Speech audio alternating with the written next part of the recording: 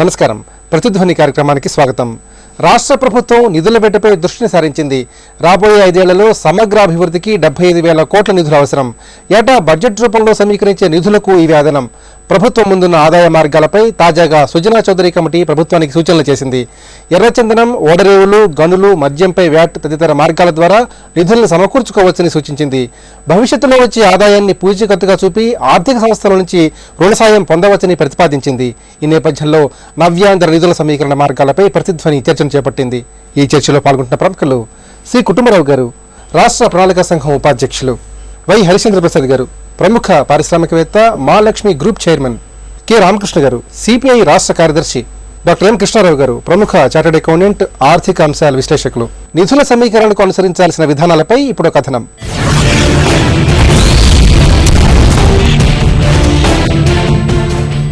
రైతు రుణమాఫీతో పాటు రాష్ట్ర ప్రభుత్వం చేపడుతున్న వివిధ పథకాల కోసం నవ్యాంధ్రకు రానున్న 5 ఏళ్లలో 75,000 కోట్ల మేరకు నిధులు అవసరమవుతాయి.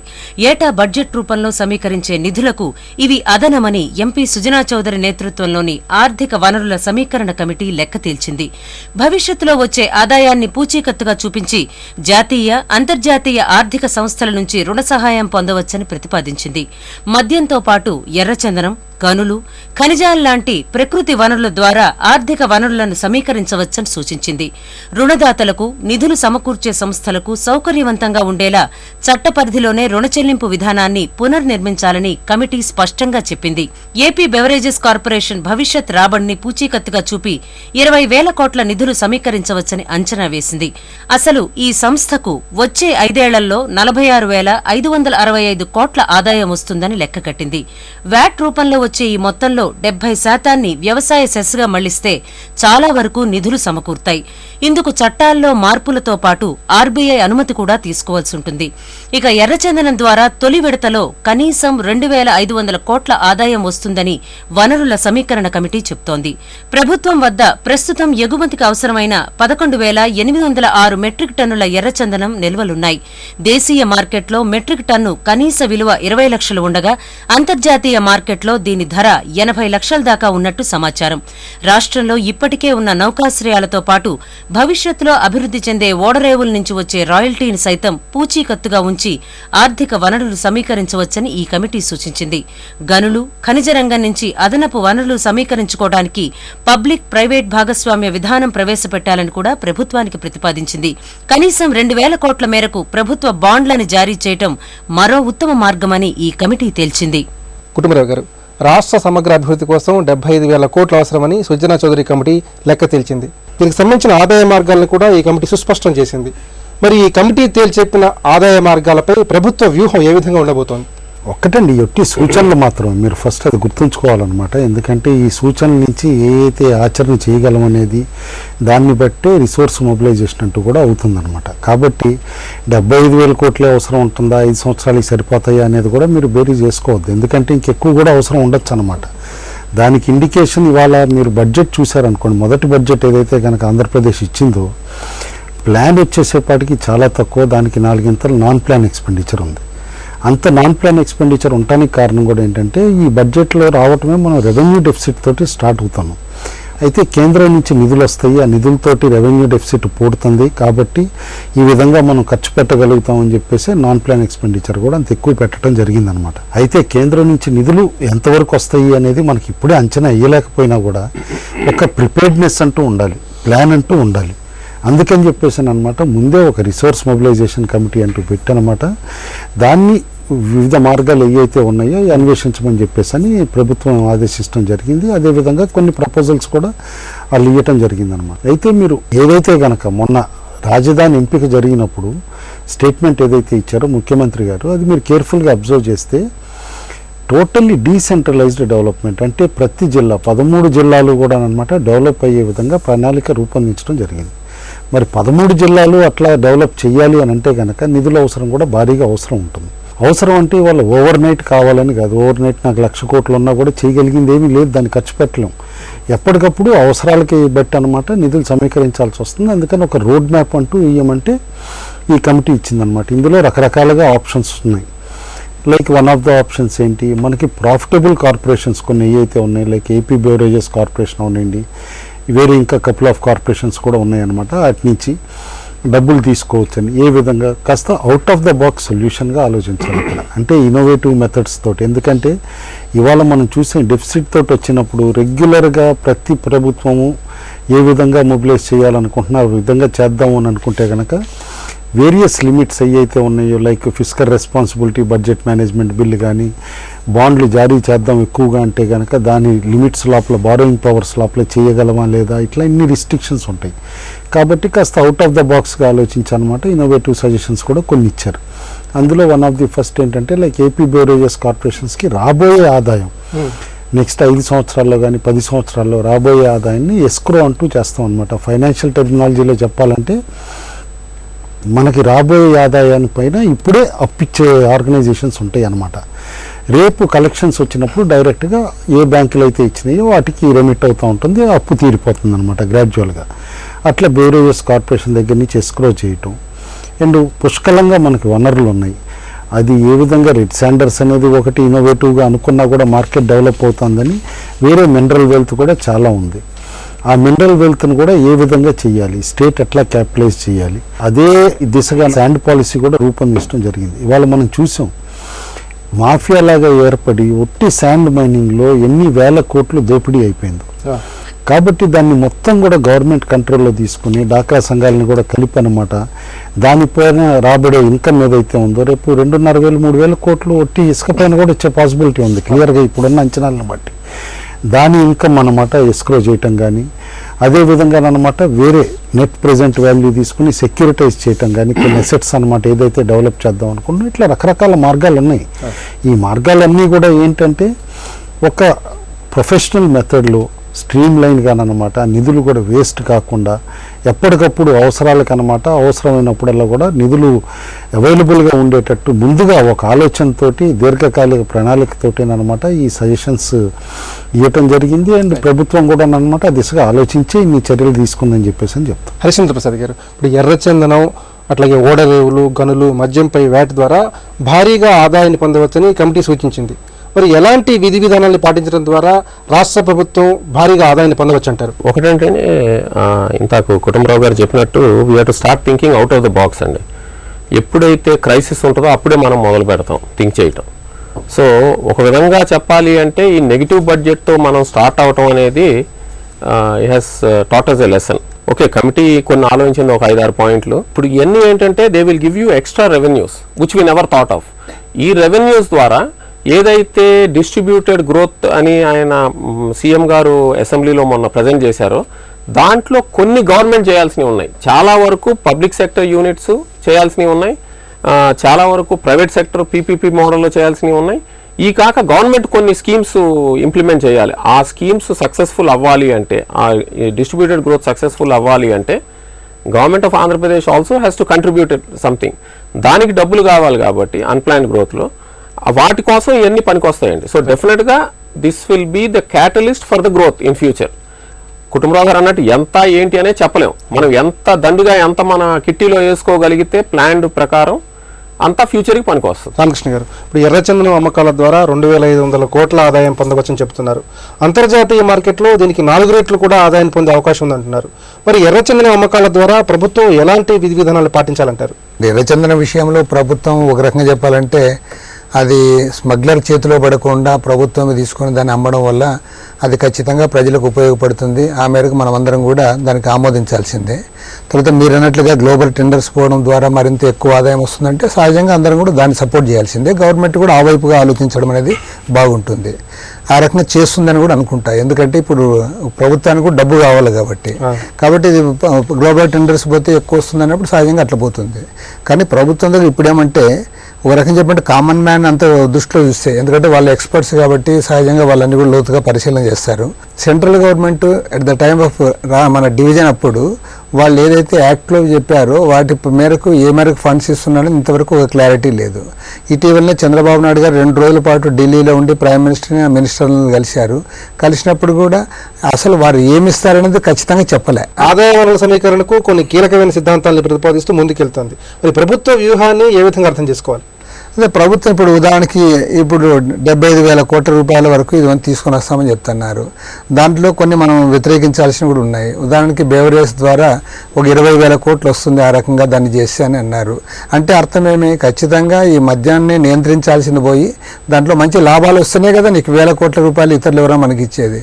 కాబట్టి దాన్ని కంట్రోల్ చేయాల్సింది పోయి దాన్ని ఇట్లే పెంపొందిస్తా పోతారనేది కూడా ఒకటి అనిపిస్తుంది. రెండోది ఏమంటే సెంట్రల్ గవర్నమెంట్ కానీ స్టేట్ గవర్నమెంట్ కానీ ప్రతి విషయంలో కూడా పబ్లిక్ ప్రైవేట్ పార్ట్నర్షిప్ అనే దాన్ని పదే ముందుకు తెస్తూ ఉంది. ఇప్పుడు మైనింగ్ని కూడా ఆ రకంగా పబ్లిక్ ప్రైవేట్ పార్ట్నర్షిప్లో ఇస్తే ఈ మామూలు ప్రభుత్వానికి రావాల్సిన ఆదాయం తగ్గిపోయి ఖచ్చితంగా ప్రైవేట్ ఓనర్స్ కూడా దాంట్లో లబ్ధి పొందే అవకాశం ఉంటుంది. ఏదేమైనా సరే మేము కోరేదేమంటే ఖచ్చితంగా గవర్నమెంట్ ఆర్థిక వనరుల విషయంలో ఇబ్బందుల్లో ఉన్నమాట అందరూ అంగీకరిస్తున్నాం, ప్రతి ఎవరైనా కూడా.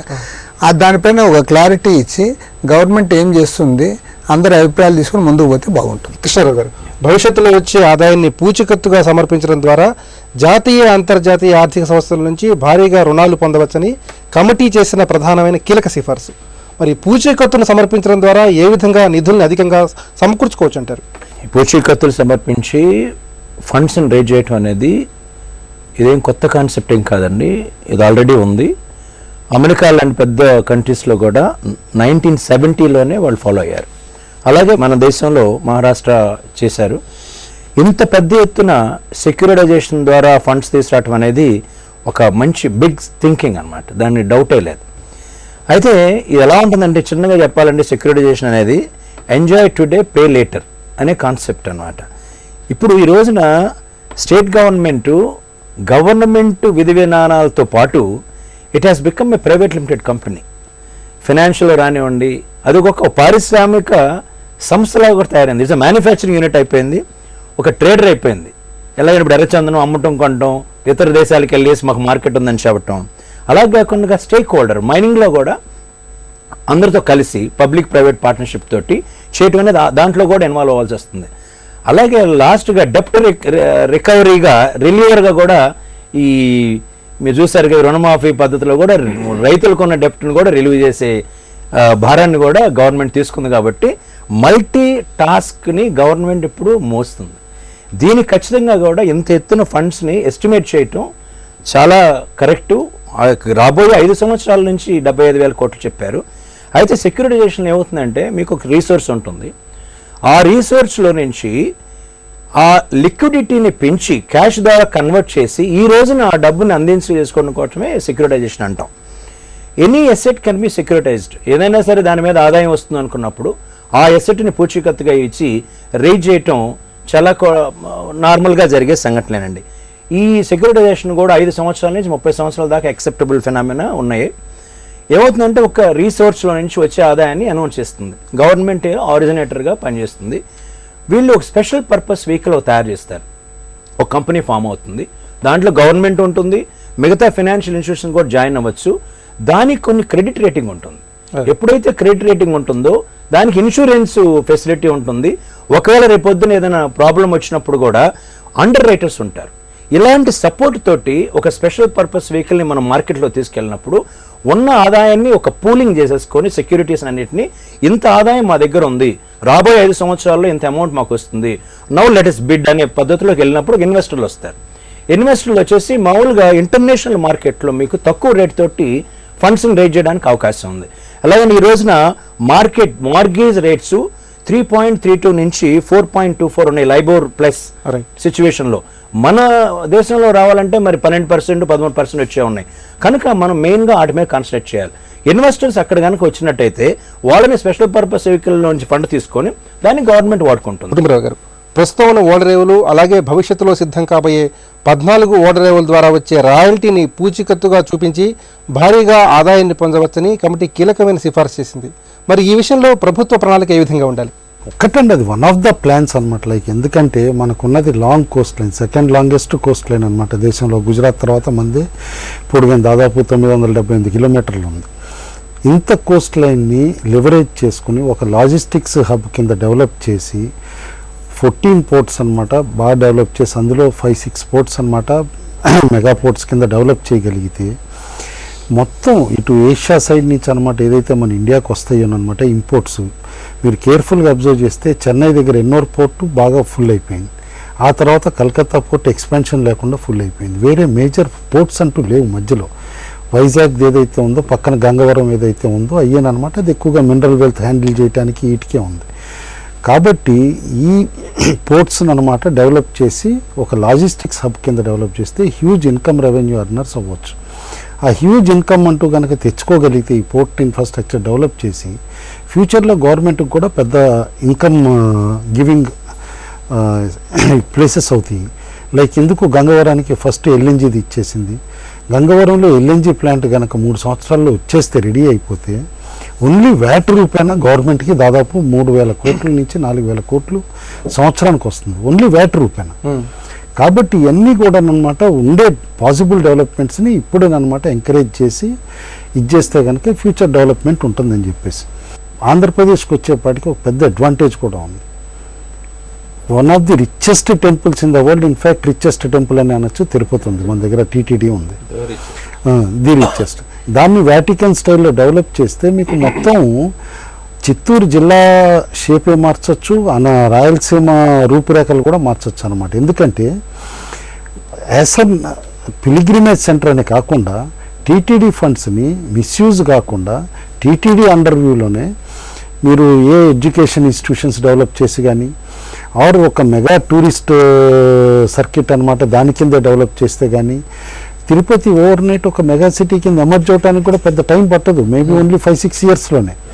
అట్లానే సేమ్ థింగ్ వైజాగ్ వచ్చేపాటికి సింహాచలానికి హ్యూజ్ ల్యాండ్ బ్యాంక్ ఉంది. చాలా వరకు ఊరిని పట్టించుకోకపోవటం వలన ఎంక్రోచ్మెంట్లు అయినాయి. అది కాకుండా కనుక కాపాడే ఎంక్రోచ్మెంట్స్ నుంచి వాళ్ళ ల్యాండ్ డెవలప్మెంట్ ఒకటి సింహాచలం దేవస్థానంతో చేయించి దాని ఆధ్వర్యంలో కూడా ఉంచితే హ్యూజ్ రిసోర్స్ మొబిలైజేషన్ మొత్తం విశాఖపట్నం విజయనగరం జిల్లాలకు కూడా అనమాట బెనిఫిట్ అయ్యేటట్టు ఉంటుంది. ఖచ్చితంగా ఒక ప్రణాళిక అంటూ వేసుకున్న తర్వాత డెఫినెట్లీ ఇన్ని దారులు చూస్తున్నాం. ఆ దారిలోనమాట ఈ some of the ways routine run of the మిల్గా ఆలోచించట్లా. ఎందుకంటే ప్రతి క్రైసిస్లో ఇందాక హరిశ్చంద్ర ప్రసాద్ గారు అన్నట్టు ఒక ఆపర్చునిటీ ఉంటుంది. We are taking this as an opportunity, ఒక మెగా ఆపర్చునిటీ. అండ్ ఖచ్చితంగా కొంత అనుమానాలు రాజకీయ పార్టీలకు కూడా ఉంటాయి. ఇప్పుడు మన రామకృష్ణ గారు అన్నట్టు అనమాట, ఏది బెవరేజెస్ కార్పొరేషన్ కనుక ఆదాయం మీరు లెవరేజ్ చేసుకున్నామంటే రేపు డ్రింకింగ్ హ్యాబిట్ పెంచుతారా, ఎక్కువ తాగటానికి ఎంకరేజ్మెంట్ ఇస్తారని. అట్లా అని కాదు. ఇప్పుడు అట్లా అంటే సిగరెట్ తాగితే హానికరం అని చెప్పేసానంటే సిగరెట్ స్మోకింగ్ ఆగిందండి. బట్ అల్టిమేట్లీ పబ్లిక్ రియలైజ్ అయ్యి వాళ్ళ సిగరెట్ కన్సంప్షన్ తగ్గిపోయింది. వాళ్ళ సిగరెట్ కంపెనీలకి సిగరెట్ టర్నోవర్ ఎంత తగ్గిపోయిందో మీరు చూస్తున్నారు. అదేవిధంగా పబ్లిక్లో అవేర్నెస్ పెంచుతాం. డ్రింకింగ్ అనేది కూడా ఇంజూరియస్ టు హెల్త్ అని చెప్పేసి ఎంతవరకు తగ్గించాలని చూస్తాం. బట్ డెఫినెట్లీ ఒక స్టేబుల్ రెవెన్యూ స్ట్రీమ్ దానికి ఉంది. ఆ స్టేబుల్ రెవెన్యూ స్ట్రీమ్ అనమాట వాడుకోవటానికే ప్రభుత్వం సజెషన్ ఇచ్చింది. హరిశ్చంద్ర ప్రసాద్ గారు, ఇప్పుడు రాష్ట్రంలో అపారమైన ఖనిజ సంపద ఉంది. ప్రభుత్వ ప్రైవేటు భాగస్వామ్య విధానం అలాగే స్థానిక సంస్థల భాగస్వామ్యంతో ఖనిజాన్ని వెలికి తీయడం వల్ల రాష్ట్ర ప్రభుత్వం ఎంత మేర అధికంగా ఆదాయాన్ని పొందవచ్చు అంటారు? న్యాచురల్ రిసోర్సెస్ని జస్ట్ బయటికి తీసి అమ్మటమే కాకుండా వాల్యూ ఎడిషన్ చేయాలి. అప్పుడు అసలు అంటే ఇప్పుడు గ్రానైట్ ఉంది, గ్రానైట్ కింద పంపించవచ్చు, మనం ఐరన్ ఓర్ కింద బయటికి పంపించేసేవచ్చు జపాన్ వేరే దేశాలు. బట్ దాన్నే మనం గ్రానైట్ పాలిషింగ్ చేసి ఫినిష్ ప్రోడక్ట్ చేసి లేకపోతే ఐరన్ ఓర్తో మనం ఏదన్నా ఫినిష్ స్టీల్ ప్లాంట్లు పెట్టి అనంతపూర్లో కర్నూలులో అక్కడ సో అలా చేసుకుంటే మన పోర్ట్లు డెవలప్ అవుతాయి, మన ఇండస్ట్రీ డెవలప్ అవుతుంది, యాన్సిలరీస్ వస్తాయి. ఇవన్నీ కాకుండా అఫ్ కోర్స్ ఈ మనం మెయిన్గా ఆంధ్రప్రదేశ్లో జరిగింది ఏంటంటే అండి 4 to 5% డెవలప్ అయ్యాం. సో డిస్ట్రిబ్యూటెడ్ గ్రోత్ లేకపోయింది మనకి. సో ఇప్పుడు డిస్ట్రిబ్యూటెడ్ గ్రోత్ తీసుకురావాలి అనే సీఎం గారు ఆ ప్లాన్ ఇచ్చారు, which is very good. We are appreciating because mostly blue collar jobs create అవుతాయి, రూరల్ ఏరియాస్లో జాబ్స్ క్రియేట్ అవుతాయి, స్కిల్డ్ అంటే ఐటీఐలు పాలిటెక్నిక్స్లో చదివిన వాళ్ళకి ఎక్కువ జాబ్స్ క్రియేట్ అవుతాయి, అన్నీ బాగున్నాయి. బట్ వీటికి కావాల్సింది ఏంటి? ఫస్ట్ అండ్ ఫార్మోస్ట్ మనకి మన రాష్ట్రానికి ఫస్ట్ ఏమున్నాయి? కోస్ట్ లైన్ ఉంది, స్కిల్ సెట్స్ ఉన్నాయి, ఎంటర్ప్రెన్యూర్షిప్ ఉంది, వాటర్ ఉంది, పవర్ ఉంది, గుడ్ అడ్మినిస్ట్రేషన్ ఉంది, నాలెడ్జ్ ఉన్న సీఎం ఉన్నాడు. సో ఇవన్నీ పాజిటివ్స్. ఇంకా ఏంటి మనకి ఇంకా రావాల్సిన ఇన్ని పాజిటివ్స్ ఉండగా మనకి రావాల్సినవి ఏంటి? ఫస్ట్ ఏదైతే మనకి ఇస్తామన్నారో ట్యాక్స్ షెల్టర్స్ అవి రావాలి. రెండోది మనకి సెంట్రల్ పిఎస్యూస్ నుంచి కొన్ని ఇన్వెస్ట్మెంట్స్ ఇక్కడ రావాల్సి ఉండే. అన్ఫార్చునేట్గా లాస్ట్ 5 years అసలు దాని గురించి అంటే ఇంపాస్ ఉండింది కదా, సెంట్రల్ గవర్నమెంట్లోనూ ఇంపాస్ ఉండింది, పాలసీ పారాలిసిస్, ఇక్కడ పారాలిసిస్ ఉండింది. సో అది కనుక మీరు చూస్తే పెట్రోకెమికల్ యూనిట్ కాకినాడ దగ్గర రావాలి, 3.5 lakh crores. దాని ద్వారా మనకి బోల్డ్ అంత ఈకో సిస్టమ్ డెవలప్ అవుతుంది, యాన్సిలరీస్ డెవలప్ అవుతాయి, దాని ద్వారా మనకి బ్లూ కాలర్ జాబ్స్ వస్తాయి, ఎస్ఎంఈస్ వస్తాయి బోల్డ్.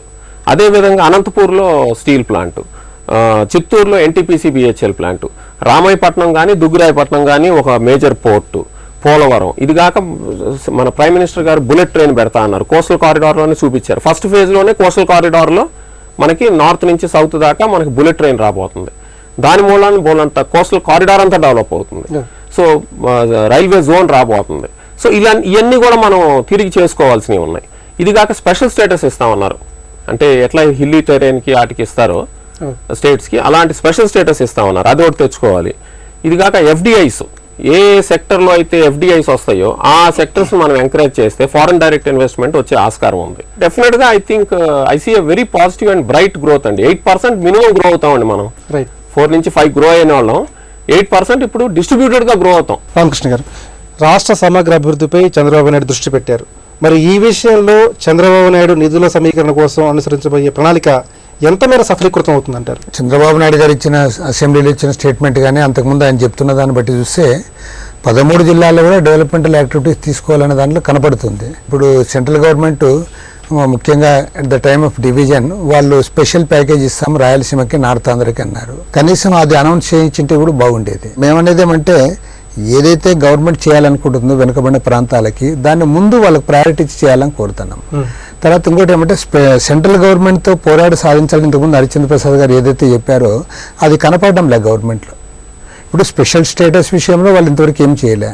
తర్వాత ఏదైతే స్పెషల్ ప్యాకేజ్ ఇస్తాం రాయలసీమకి, ఉత్తరాంధ్రకి అన్నారు, దాని గురించి మాట్లాడడం లే.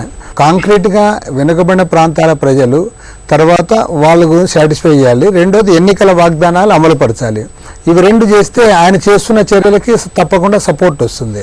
మనం మన రాష్ట్రానికి పరిమితమై ఆలోచించినప్పుడు ఈ రాష్ట్రంలో కొత్తగా వనరులు సమీకరించడానికి ఏదైతే చర్యలు చేపడతా ఉన్నాడో అది ప్రజలకు ఇబ్బంది లేకుండా చేస్తే ఖచ్చితంగా సంతోషిస్తారు, ఎందుకంటే డబ్బులు లేవు కాబట్టి. కృష్ణారావు గారు, బాండ్లు జారీ చేసే విషయంలో ప్రభుత్వం ఎలాంటి విధి విధానాలపై దృష్టి కేంద్రీకరించడం ద్వారా ఎక్కువ ఆదాయాన్ని పొందవచ్చు? బాండ్స్ అనేవి స్టేట్ గవర్నమెంట్కి అదొక లోన్, టైప్ ఆఫ్ లోన్. అంతే, IOUs అంటారు. బాండ్స్ అని 1 టైప్ ఆఫ్ రేజింగ్ ఫండ్స్ అనమాట. బాండ్స్ రేట్ చేయాలంటే లైక్ షేర్ అనమాట. మన ఒక కంపెనీకి షేరు విలువ ఎలా ఉంటుందో, రాష్ట్రం ఫైనాన్షియల్గా ఎంత హెల్తీగా ఉంది, ఉన్న వనరులతోటి ఫ్యూచర్ ఎలా ఉంటుంది, వీటిని ఆలోచించుకొని బాండ్కి వాల్యూ వస్తుందండి. బాండ్స్ రేట్ చేయటం కంపల్సరీగా సెంట్రల్ గవర్నమెంట్ RBI రిస్ట్రిక్షన్స్ లోబడే చేయాలి. RBI ఏం చేస్తుందంటే ఒకసారి నువ్వు బాండ్ అనౌన్స్ చేయాలనుకున్నప్పుడు, ఇన్ఫార్మ్ చేసినప్పుడు వాళ్ళు ఆప్షన్ పెడతారు. అన్ని ఫైనాన్షియల్ ఇన్స్టిట్యూషన్స్, బ్యాంక్స్ కూడా వాళ్ళకు ఒక SLR రేట్ మెయింటైన్ చేయాలి, స్టాచ్యుటరీ లిక్విడ్ రేషియో అని. దానికోసం ఇలాంటి బాండ్స్ ఎవరైతే స్టేట్ గవర్నమెంట్ వాళ్ళు బాండ్స్ ఇస్తున్నారో ద మోస్ట్ లిక్విడ్ ఫామ్ అనుకుంటాం. దాటిలో ఖచ్చితంగా వాళ్ళు కంపల్సరీగా ఇన్వెస్ట్ చేయాల్సిన పోర్ట్ఫోలియో ఉంటుంది. ఎంతవరకు రేట్ చేయొచ్చు అనేది మన చేతిలో కాదని మార్కెట్ చేతిలో ఉంటుంది. ఎంత కెపాసిటీ గవర్నమెంట్కి ఉంది, ఎంత ఫైనాన్షియల్ పవర్ ఉంది అనేది వాళ్ళు అనలైజ్ చేస్తారు. కాబట్టి రేటు దీంట్లో కూడా రకాలు ఉన్నాయండి. బాండ్స్ కూడా ఫిక్స్డ్ రేట్తో వచ్చే బాండ్స్, ఫ్లెక్సిబుల్ రేట్తో వచ్చే బాండ్స్, జీరో కూపన్ బాండ్స్ ఉంటాయి. తర్వాత క్యాపిటల్ ఇండెక్స్ బాండ్స్. ఇవన్నీ ఏ రకమైన బాండ్ మనకి అనుకూలంగా ఉంటుందో మనం చూసుకోవాలి, అనలైజ్ చేసుకోవాలి. అలాగే FRBM రెస్ట్రిక్షన్స్కి లోబడి మనం లోన్స్ రేట్ చేయాల్సిన అవసరం ఉంది. భారీ రెవెన్యూ లోటుతో పాలన ప్రారంభమైన నిరుత్సాహపడకుండా ఆదాయ వనరులపై చంద్రబాబు దృష్టి పెట్టారు. ఆదాయ వనరుల సమీకరణ కమిటీ సూచనల మేరకు ఆర్థిక ఇబ్బందుల నుంచి బయటపడే మార్గాలు కనిపిస్తున్నాయి. ఇది నేటి ప్రతిధ్వని. నమస్కారం.